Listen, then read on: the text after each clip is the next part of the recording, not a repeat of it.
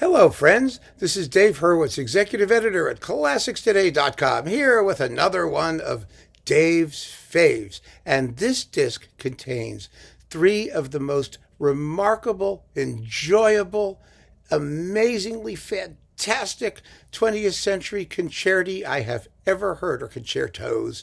I know it's snotty to pluralize Italian words Italianly, but you can anglicize too, and it's perfectly fine. I just want you all to know that. So you can say concerti, you can say concertos, you can say whatever you want. But anyway, there's more than one of them here. Three to be precise, and the composer is William Matthias. Now, William Matthias had a rather short life. He lived from 1934 to 1992. Welsh composer. His style was somewhat like Hindemith meets Tippett, but more lyrical. He was best known for his choral music. He wrote beautiful, beautiful choral music. And all of his instrumental music is equally informed by the lyricism of vocal music, which is all to the good. Because, if you know your Tippett, for example, you know that his vocal music is as angular and ungainly as it's possible to be. But Matthias is never that way, and his music doesn't sound that way. The result is really rather fascinating, because even when it's harmonically rather craggy, shall we say, the music always has that natural lyrical line, which tends to soften the acerbity of some of the writing. But this is very tonal music. You don't have to worry about any of that. It's hummable music in places. And the concertos are marvelous. You get three of them here. Three. You get his Clarinet Concerto, Opus 68 from 1975, performed by, all these are performed, I think, by the dedicatees, or most of them are, by Gervais de Peyer, that wonderful clarinetist, or Peyer, I never knew how to pronounce that. And then the Harp Concerto, the Harp Concerto, from 1970, performed by Ossian Ellis, the great harpist. I have to say, this Harp Concerto is one of the great 20th century concertos written for anything. I'm not kidding. It's amazing. It has the most delicious finale. It's got a tune. A real tune. A catchy tune. It goes yum ba da da da da da dum da da da da da da da dum ba da da dum ba da da da da dum ba da da da da da dum ba da. If I can sing it, well, you know what I mean. That might actually ruin its chances, but it's really, really beautiful and magically orchestrated. There's like Celesta passages, and he writes for the instrument, not against it.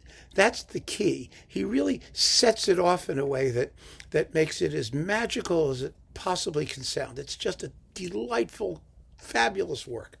And then the Piano Concerto number 3. There are 3. And this is sort of like Prokofiev, only Prokofiev goes to England with quartal harmony, if you want to call it that.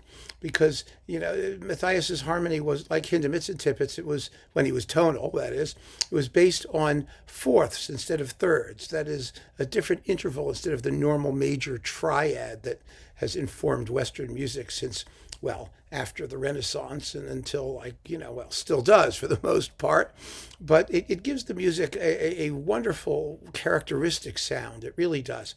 And his symphonies, his 3 symphonies, are equally lovely. They were recorded by Nimbus, and I don't see them as still available, but perhaps they'll pop up again at some point. I wish they would. They're absolutely lovely. So this disc is on Lyrita, and it features the New Philharmonia and the London Symphony Orchestra, conducted by David Atherton. And as usual with Lyrita, the sonics are just stunning. The engineering is absolutely fabulous.